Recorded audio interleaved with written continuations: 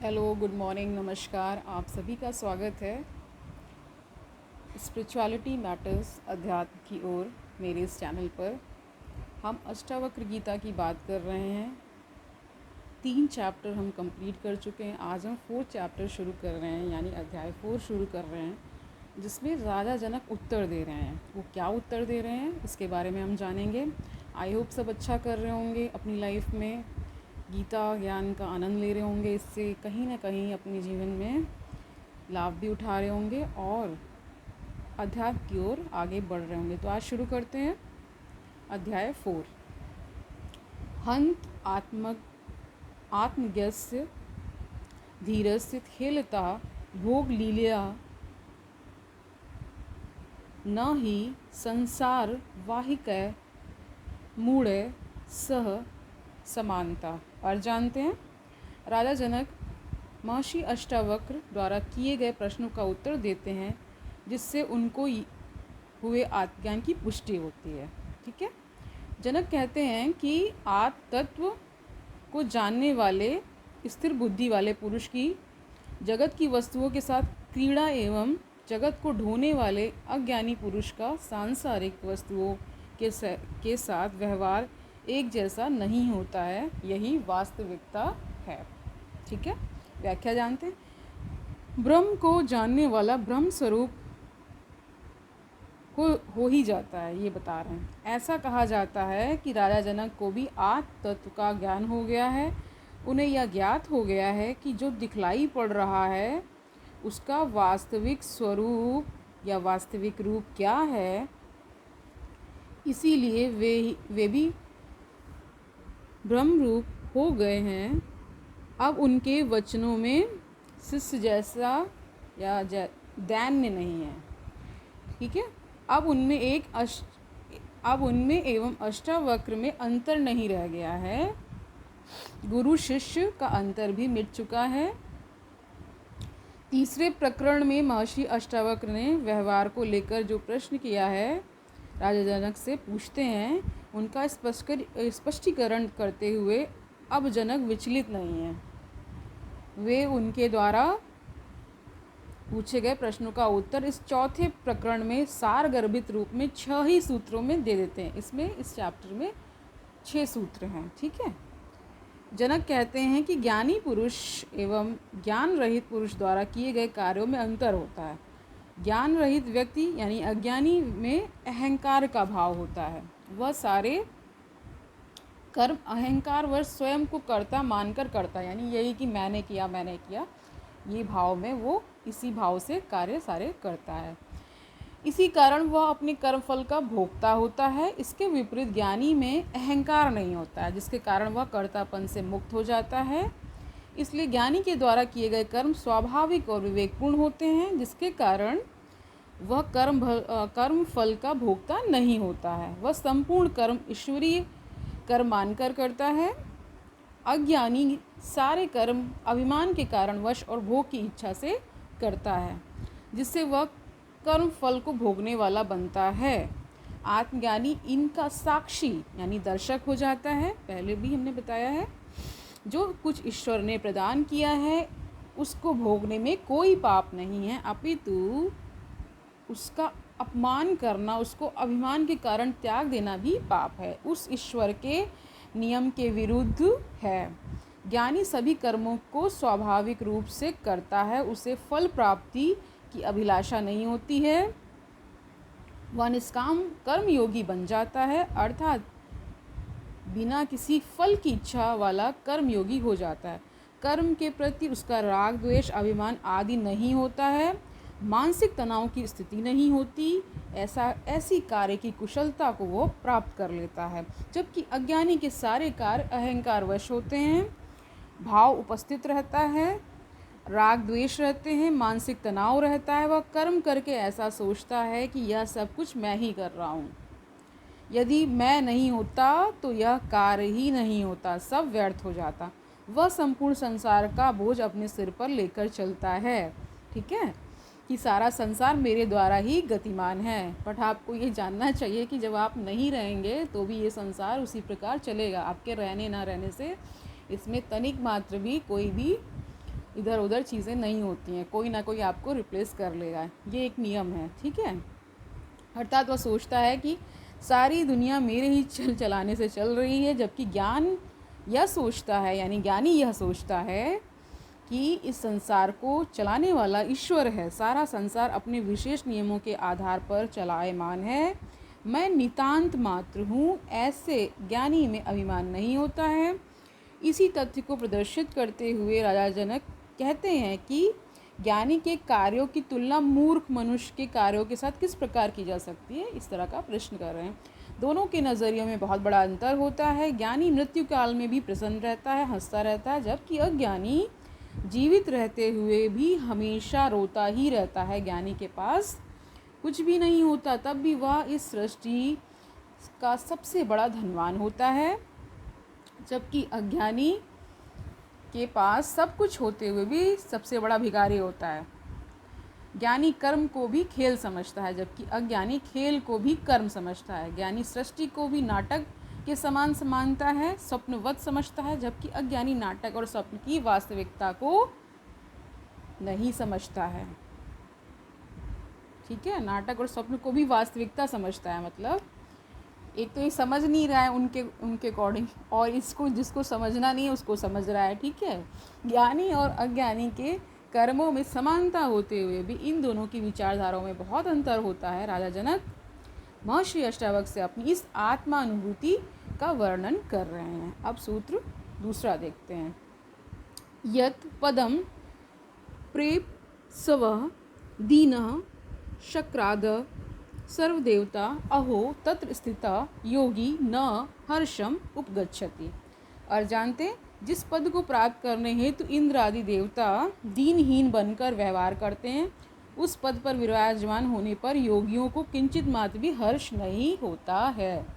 इसकी व्याख्या जानते हैं। इस सूत्र में राजा जनक अष्टावक्र से कहते हैं कि ज्ञानी तथा अज्ञानी दोनों ही कर्म करते हैं, परंतु अज्ञानी उन कर्मों के फल को प्राप्त करने की अभिलाषा रखता है, जिसके फलस्वरूप उसे अपने जीवन में हानि, लाभ, सुख, दुख, हर्ष, विषाद इत्यादि के कारण प्रभावित होना पड़ता है। इसका प्रमुख कारण उसकी इच्छाएं और अपेक्षाएं हैं। अज्ञानी कार्य को प्रारंभ करने से पूर्व ही उसमें फल की इच्छा करने लगता है कि इस कार्य को करने से उसे इतना लाभ प्राप्त होगा, इतना सुख प्राप्त होगा। इसलिए तो कह रहे हैं कि पहले ही सोचने लगते हैं कि ये मिलेगा, ये मिलेगा, ये कर्म करूँगा तो ये मिलेगा। ठीक है, इसी लाभ के आधार पर वह अपने जीवन की आगे की सारी योजनाएं बना लेता है कि इससे घर बनाऊंगा, कार खरीदूंगा, बच्चों का उत्तम पालन पोषण करूंगा, उनकी पढ़ाई की अच्छी व्यवस्था करूंगा आदि। परंतु जब उसकी ये सारी आकांक्षाएं पूर्ण नहीं होती तो उसे अत्यंत दुख होता है। उसके सारे रेत के भवनों पर पानी फिर जाता है, उसके कल्पना के महल ढह जाते हैं। यह दुख पदार्थों से नहीं, अपेक्षाओं के कारण होता है। आप सभी लोगों को पता होगा कि जो भी संसार में दुख है, जो भी आपको दुख अनुभव होता है, वो किस कारणवश होता है?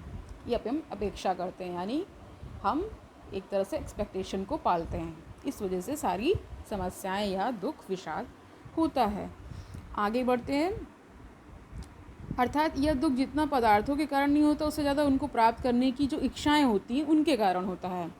राजा जनक कहते हैं कि इच्छाओं के कारण तो स्वयं राजा इंद्र भी अत्यंत दुखी और परेशान हैं। उनको भी हर पल यह भय सताता रहता है कि कहीं उनका कोई राज सिंहासन न छीन ले। कोई मनुष्य जब कठोर तपस्या करने लग जाता है तो इंद्रदेव का सिंहासन डोलने लगता है और इंद्रदेव के भय में और अधिक वृद्धि हो जाती है। आपने अगर पुराने सीरियल्स जो भी आते थे उनमें देखा होगा कि कभी भी कोई तपस्या करता था तो इंद्र को उसमें विघ्न जरूर डालना रहता था, क्योंकि उसको ये लगता था कि कहीं मेरा सिंहासन ना छीन ले। ये अपनी तपस्या करेगा तो उसको फल की प्राप्ति हो जाएगी, तो कहीं मेरा सिंहासन ही ना छीन ले, इसलिए वो विघ्न डालते थे। और इंद्रदेव भय में और अधिक वृद्धि हो जाती है। फिर इंद्रदेव अपने सिंहासन की रक्षा हेतु नवीन उपायों का प्रयोग करते हैं। इस भोग की आकांक्षा के कारण ही सभी देवता दुखी हो रहे हैं।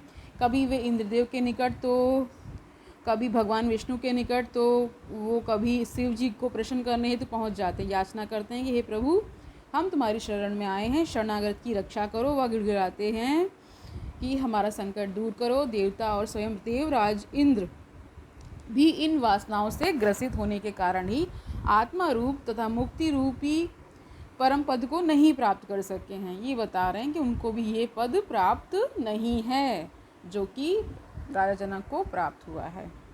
वे इसे पाने की इच्छा के कारण ही अत्यंत दीन हो रहे हैं, परंतु जो योगी ऐसे महत्वपूर्ण पद को पा करके भी प्रसन्न नहीं होते हैं, यह आश्चर्य है।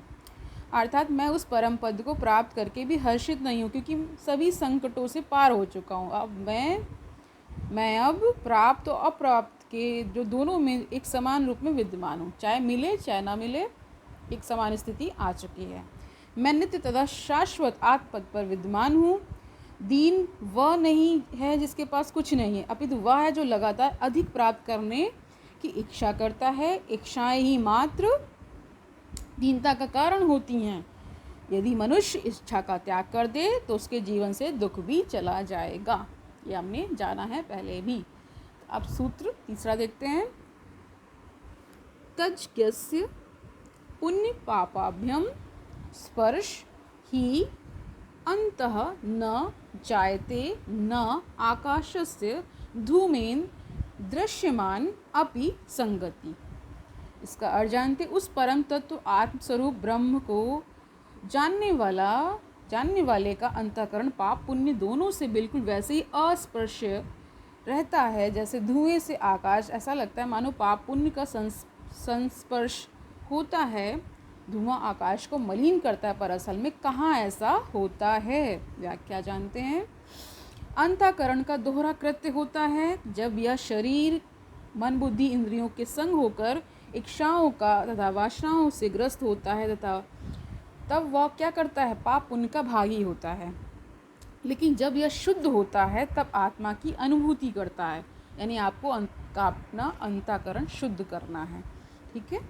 तब वह विकार रहित होने के कारण पाप पुण्य का भागी नहीं होता है। ये पाप पुण्य के भाव उसको छू भी नहीं पाते हैं। पाप पुण्य तो एक धारणा मात्र है, यह कार्य में नहीं भावना में होते हैं। यह शरीर के द्वारा नहीं किए जाते बल्कि मन से उत्पन्न होते हैं, जिसका प्रभाव अहंकारवश होता है। जब मन शुद्ध हो जाता है, अहंकार रहित हो जाता है, तो क्या होता है, तब अंतःकरण शुद्ध हो जाता है। आत्मज्ञानी का अभिमान खो जाता है, कर्ता भाव समाप्त हो जाता है। और तब क्या होता है, तब फिर पाप पुण्य का प्रभाव जिसके ऊपर होगा, क्योंकि क्या है, किसके ऊपर होगा, मतलब ऐसा जब अंतःकरण हो जाएगा तो पाप पुण्य का प्रभाव किसके ऊपर होगा, क्योंकि कर्तापन ही पाप और पुण्य का कारण है। इसलिए जनक कहते हैं कि उस आत्म पद को जानने वाले के अंतःकरण का स्पर्श अब ये पाप पुण्य नहीं कर सकते। राजा जनक अपने बात का स्पष्टीकरण करते हुए कहते हैं कि जैसा दिखाई देता है वह वैसा होता है, ऐसा आवश्यक नहीं है। जिस प्रकार आकाश का धुएं के साथ कोई नाता नहीं होता, आकाश धुएं से अस्पर्शित ही रहता है, फिर भी देखकर ऐसा लगता है कि धुएं से सारा आकाश गंदा हो गया, जबकि वास्तव में ऐसा कुछ नहीं होता है। क्योंकि आकाश तो क्या करता है, क्योंकि आकाश को तो धुआं तभी गंदा कर सकता है जब वह उसका स्पर्श करे। बिना संग के एक के दोष दूसरे में नहीं जा सकते। संग वस्तुओं का होता है, निर्व्यक से सृष्टि का संग ही नहीं हो सकता, ठीक है। यदि प्रीति को कोई सच मान ले तो सत्य को क्या फर्क पड़ेगा। आत्मज्ञान ये तो जब द्वैत नहीं है तो संग किसको और कैसे हो सकता है। जब संग नहीं तो क्या पाप क्या पुण्य, और कैसा पाप कैसा पुण्य। पाप पुण्य जैसे द्वैत परक शब्द उसके निमित्त होते हैं, यानी कि माध्यम, जो द्वैत को मानता है। आत्मज्ञानी को इनसे कोई मतलब नहीं होता। जनक को ज्ञान प्राप्त हुआ है, इसलिए वे इसकी सही व्याख्या दे पा रहे हैं। इस कारण को भी महर्षि अष्टावक्र जैसे ज्ञानी गुरु ही समझ सकता है। अज्ञानी के यह समझ में ही नहीं आएगा कि जो घटित हुआ है वह वास्तविकता है या भ्रम मात्र है। तो आज के लिए इतना ही। कल हम इस चैप्टर को कंप्लीट कर लेंगे। इसमें 6 ही सूत्र हैं, छोटा चैप्टर है। आई होप आपको समझ में आया होगा। आप अच्छा करें अपनी लाइफ में, सन्मार्ग पर चलते रहें, अध्यात्म की ओर आते रहें, बढ़ते रहें, निरंतर इसमें अपनी चेष्टाएं करते रहें, कुछ ना कुछ करते रहें, कुछ ना कुछ समझते रहें, कुछ ना कुछ पढ़ते रहें, और इस जीवन को सार्थक बनाने हेतु कुछ ना कुछ इस ओर अपना योगदान दें। मतलब आसपास का माहौल अच्छा रखें, अपने आसपास जो भी लोग हैं उन्हें खुश रखें, खुद खुश रहें, स्वस्थ रहें, और गीता ज्ञान का आनंद लेते रहें। फिर मिलते हैं कल, और तब तक के लिए हरि ओम तत्सत।